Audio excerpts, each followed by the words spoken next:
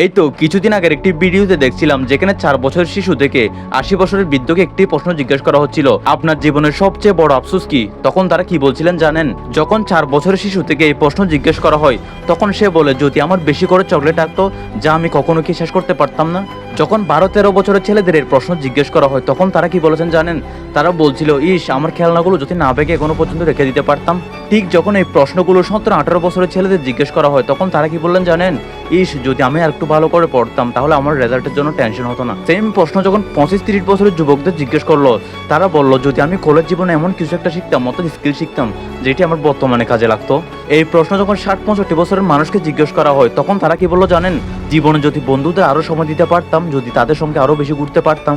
সর্বশেষ যখন এই প্রশ্ন 80 বছরের বৃদ্ধকে জিজ্ঞেস করা হয় তখন কি বলে জানেন? ইস আমার যে কাজগুলো পছন্দ ছিল আমি যদি সেই কাজগুলো করতে পারতাম তাহলে জীবনে আর কোনো আফসোস থাকতো না।